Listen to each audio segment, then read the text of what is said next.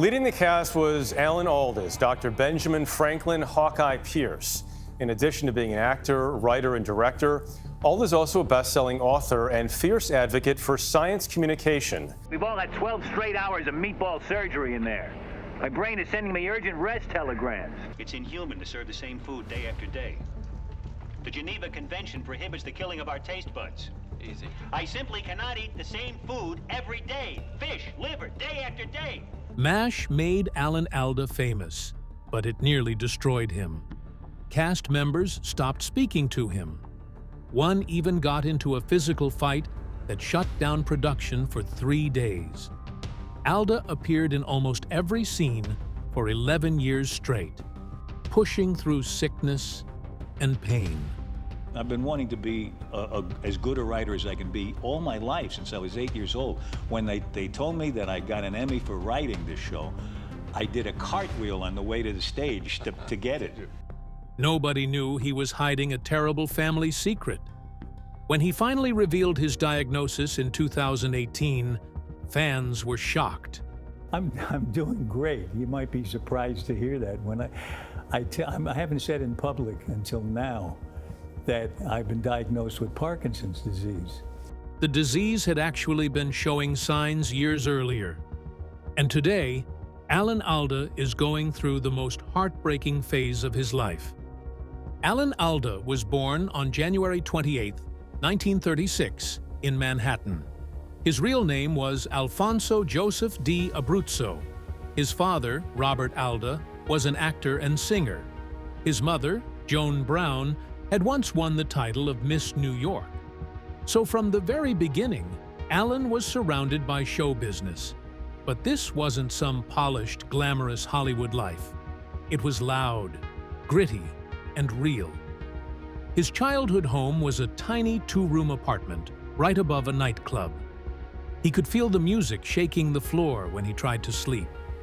While most kids heard bedtime stories, Alan heard jazz, laughter, and the buzz of performers. But behind the music and lights, things were dark. When Alan was just 6, he saw his mother try to stab his father. She had schizophrenia, though nobody called it that at the time. He didn't understand the word, but he felt the fear. He lived in a home where danger could appear in a smile, and silence could mean something was terribly wrong. That moment changed him. He learned to stay alert, to read moods, and to calm chaos. At 7, Alan got polio. It was 1943, and fear of the disease was everywhere. His left leg was affected. Instead of using an iron lung, his parents chose a brutal treatment. His muscles were wrapped in hot wool and stretched for hours. He screamed through the pain, sometimes biting on cloth to muffle it. His father told jokes to distract him, and something clicked. Alan realized that pain and laughter could exist at the same time. That lesson, humor in suffering, became the heart of his career. That same year, while still recovering, Alan hit the road with his father's burlesque troupe. His school was backstage. His classmates were dancers, comics, and musicians. He watched every move, listened to every joke, and soaked up everything like a sponge. He learned timing, rhythm, and how to hold a crowd. By the time most kids were learning fractions, Alan was learning how to own a stage. He saw the world, its beauty and its rough edges, from theater wings in small towns across the country. Alan had actually been on stage even earlier.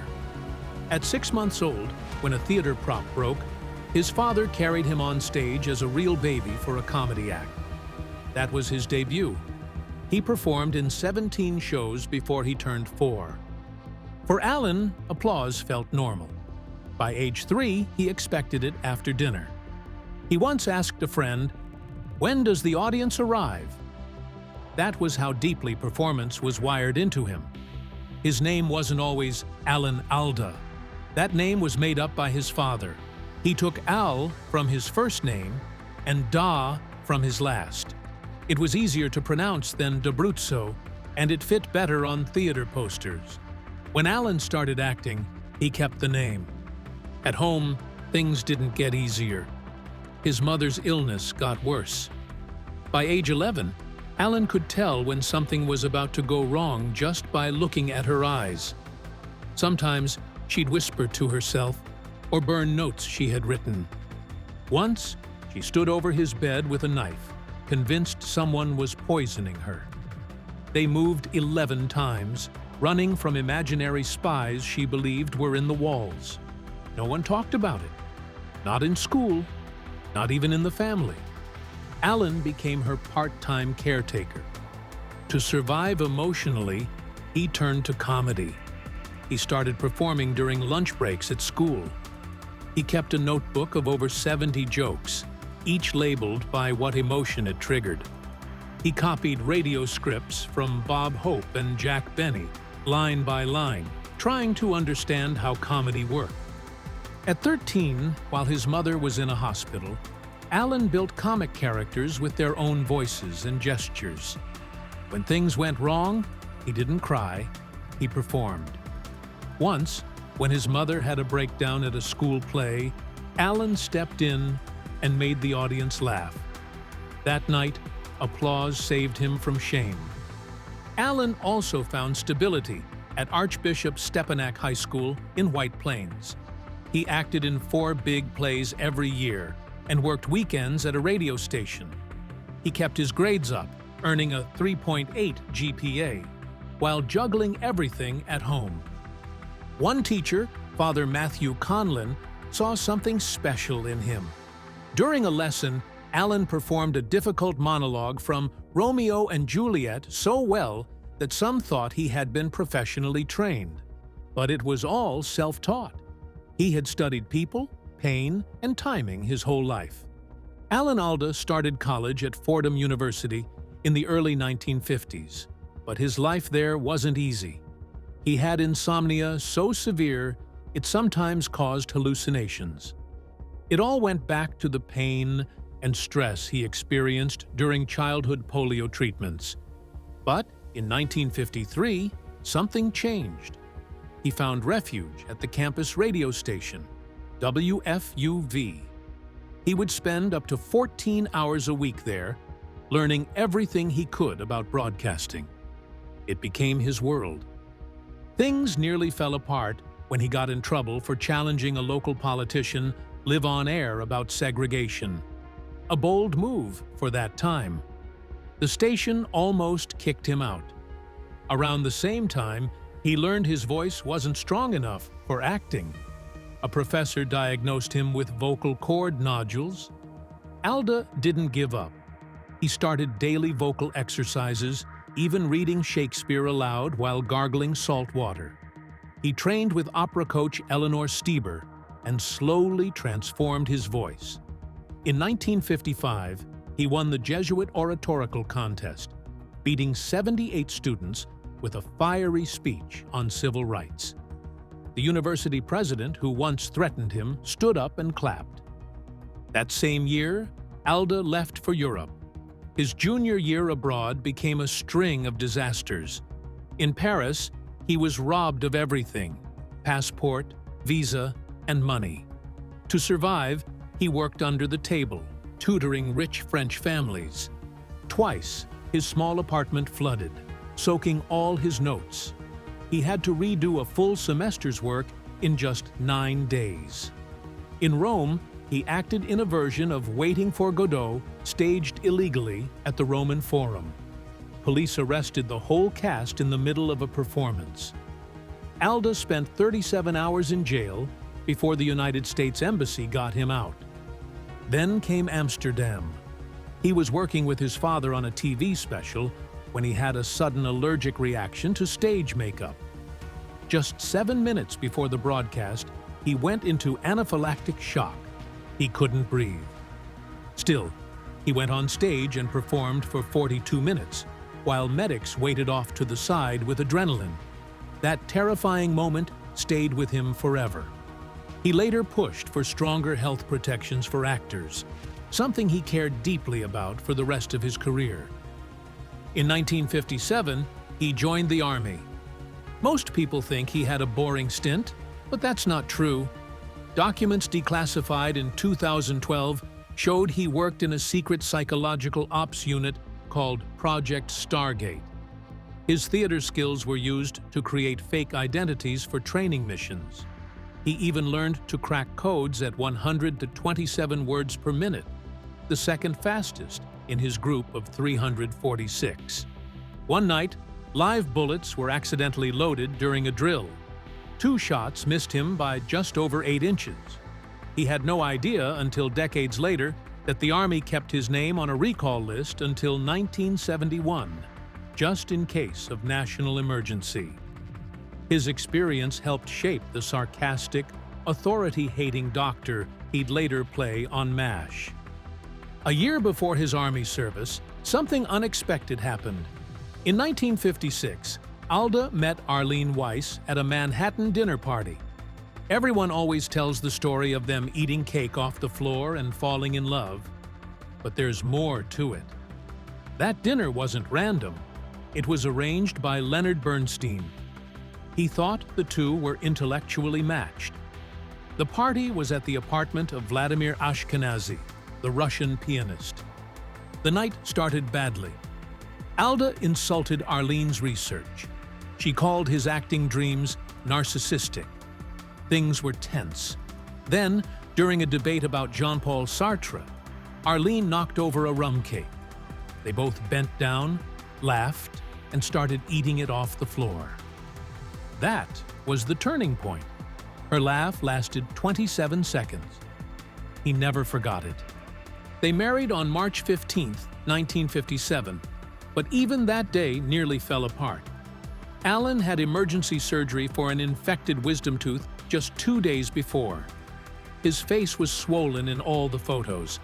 The chapel they booked flooded the night before. They ended up getting married in composer Richard Rodgers' apartment. Then, 90 minutes before the ceremony, their rings went missing. Alan's 4-year-old cousin had pocketed them. Their marriage certificate had a typo, Weitz instead of Weiss, and they didn't notice for 25 years. None of this mattered. They stayed together for 66 years and raised 3 daughters, even though doctors had warned Arlene against pregnancy due to her heart condition. In 1962, Alda turned down a major Broadway role because it would have kept him away while Arlene was pregnant with their second child. That decision shaped everything. Family always came first. Alda's acting career moved slowly. In 1959, he made his Broadway debut in Only in America, but critics kept comparing him to his famous father, Robert Alda. People even called him Robert Alda's boy. One director said, "He's got his father's looks, but not the presence." That comment haunted him.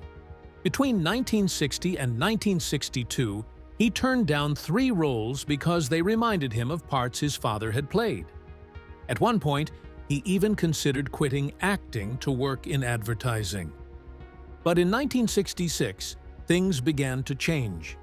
Alda starred in The Apple Tree, a musical where he had to play 3 completely different characters.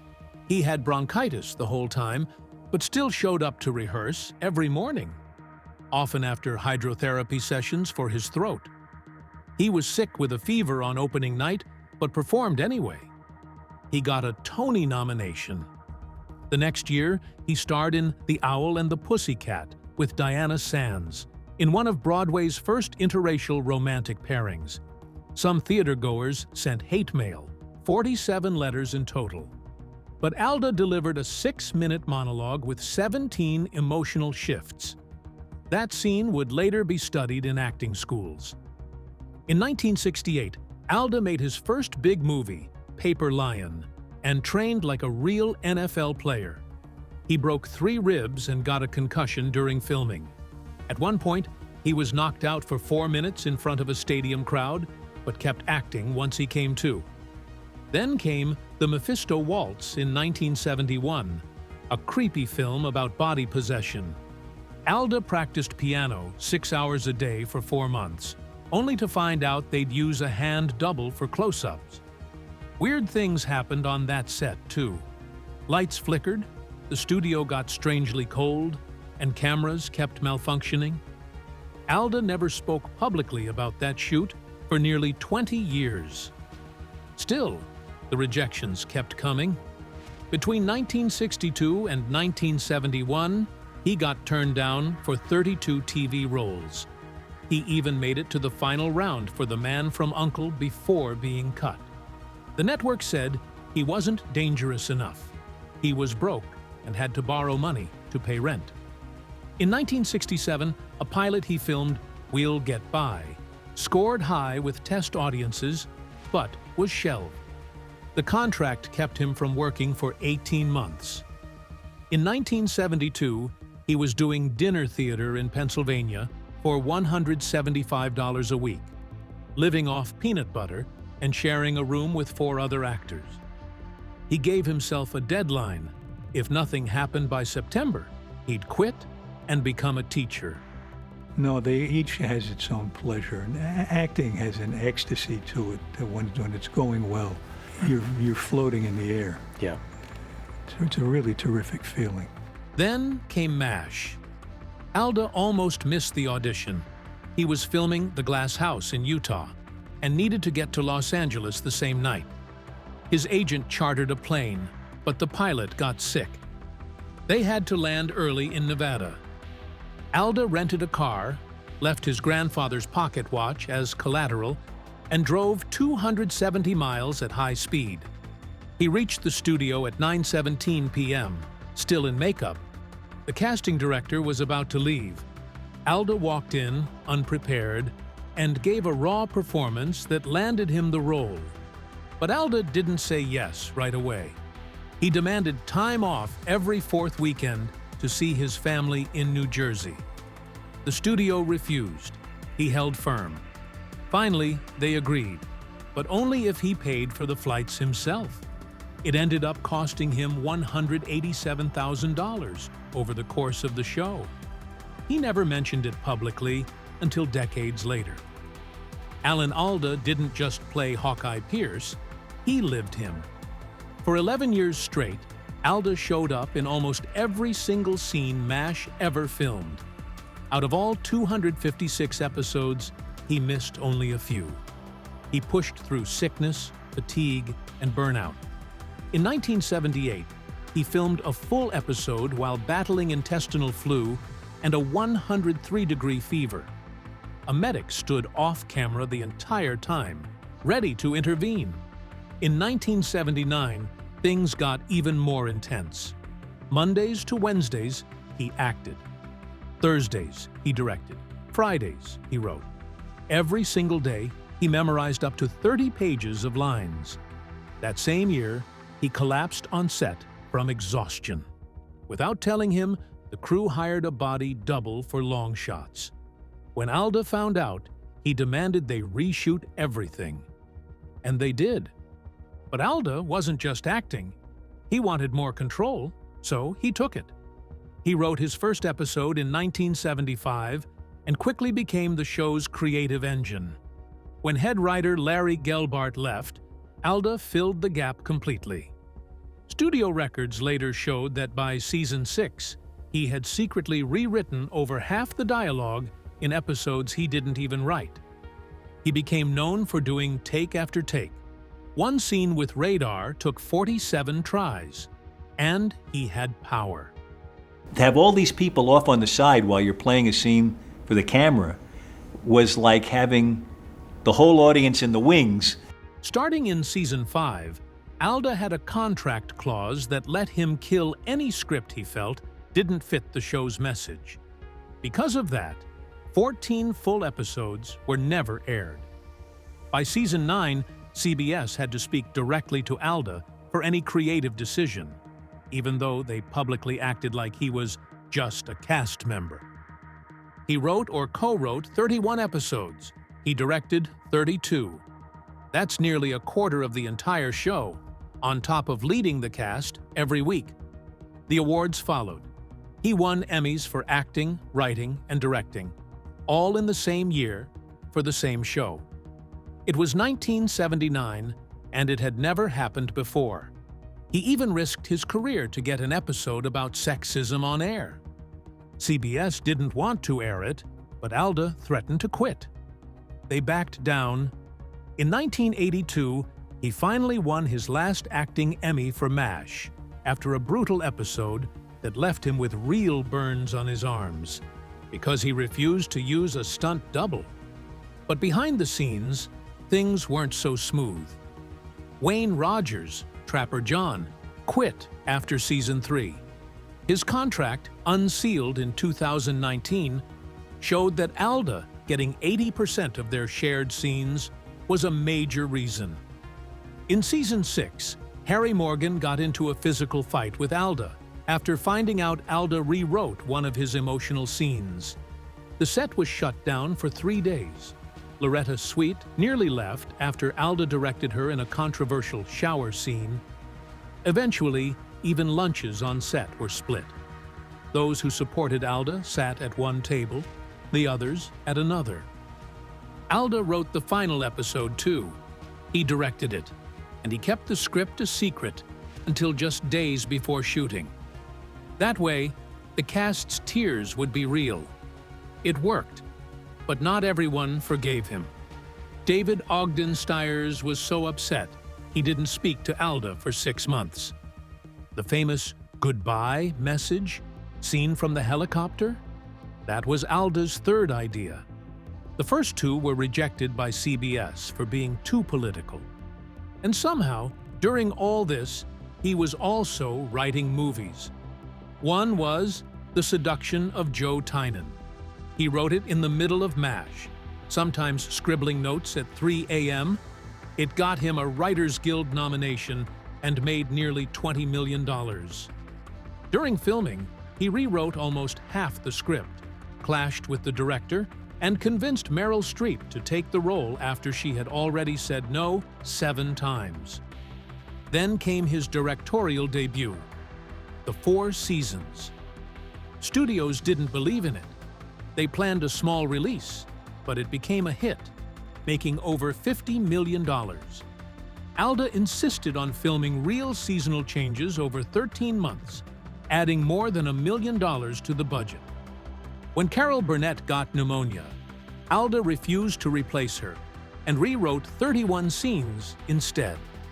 He filmed most of the movie while suffering from gallbladder attacks and hiding the pain. Well, the excitement for me is what a good picture it is. You go to the movies, or you're in movies, or you hear about movies, and most of the time they're okay. In 1992, he shocked Hollywood again. He played a sadistic psychiatrist in Whispers in the Dark. It was the opposite of his MASH image. To prepare, he watched real therapy sessions and even interviewed 2 convicted murderers. He dropped 27 pounds, worked with a zoologist, and trained his voice to sound calm but creepy. The role was so intense it affected his marriage and gave him nightmares. But it worked. Audiences were disturbed, and critics praised him for breaking out of his image. Alan Alda had been a household name for decades, but in the early 2000s, things got quiet. The fame that followed MASH began to fade. Then, in 2004, something changed. He joined The West Wing, a political drama already known for its sharp writing and strong characters. Alda played Senator Arnold Vinnick, a Republican from California. The role was a big shift for him. In real life, he leaned liberal, but Vinnick was a conservative who disliked corporate handouts and the influence of religious groups on politics. He didn't just appear once or twice. Alda showed up in 28 episodes. His first was in Season 6, Episode 8, and by Episode 13, his name appeared in the opening credits. That alone said a lot. He wasn't just a guest, he was a major player again. The series ended with his character becoming Secretary of State, a powerful and respectful conclusion. It reminded the industry that Alan Alda still had something important to offer. Then came the Emmys. In 2006, at age 70, Alda won his 6th Emmy. this time for Outstanding Supporting Actor in a Drama Series. The win came 24 years after his last Emmy win in 1982. He beat big names: Gregory Itzin, William Shatner, Oliver Platt, and Michael Imperioli. That moment showed the world that Alda was still a force in television, even decades after his comedy days.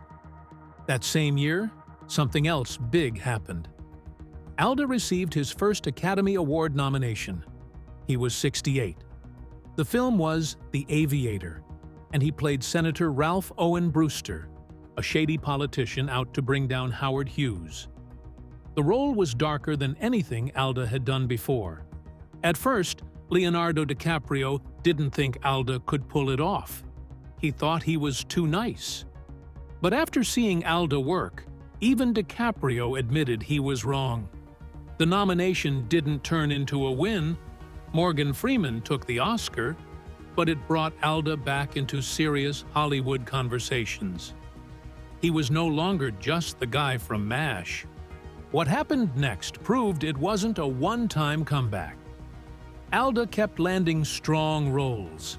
In 30 Rock, he played Milton Green, Jack Donaghy's father. It was funny and heartfelt, and it earned him another Emmy nod. From 2011 to 2013, he showed up in The Big C. Then, at age 79, he played a criminal mastermind in The Blacklist and got yet another Emmy nomination. Even in his 80s, he didn't slow down. From 2018 to 2020, Alda appeared in Ray Donovan. He played a man tangled in Hollywood's dirty secrets. At 86, he was still working. He even returned for Ray Donovan, the movie, in 2022. Despite being diagnosed with Parkinson's in 2015, he kept acting. And he didn't hide the disease. His tremors were visible in Marriage Story and other performances, but Alda didn't care. He believed showing it helped normalize the condition. In 2016, he took a big risk. He joined Horace and Pete, a strange, raw web series created by Louis C.K. There were no commercials, no press releases, just episodes uploaded quietly online. Alda played Uncle Pete, a bitter old bartender. It was one of his darkest roles, but critics loved it. They called it his best work in years. Even when controversy hit Louis C.K., Alda responded with honesty. He said, "I respect him as an artist, but he did a terrible thing." It was complicated, like the show itself, but Alda never backed away from uncomfortable truths. And while all of this was happening, Alda was writing. He didn't hire ghostwriters, he wrote by hand. His first memoir, Never Have Your Dog Stuffed, came out in 2005 and spent 27 weeks on the bestseller list. In it, he revealed painful parts of his past, like the time his mother, who had paranoid schizophrenia, once came at him with a knife when he was 7. His second book, Things I Overheard While Talking to Myself, came after a health scare in Chile. His third book, If I Understood You, Would I Have This Look on My Face?, focused on communication, something he'd been exploring for years while hosting Scientific American Frontiers.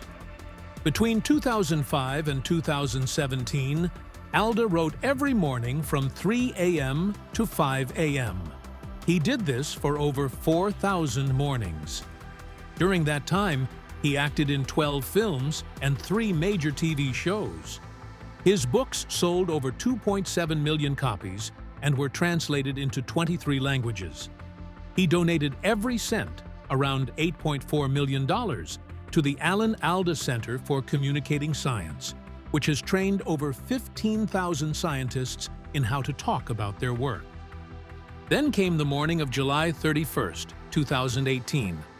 Alda, at 82, went on CBS This Morning and told the world he had Parkinson's. But this wasn't a moment of pity. He didn't want sympathy. In fact, his diagnosis came after something strange. He'd read an article about how acting out dreams in your sleep could be a sign of the disease.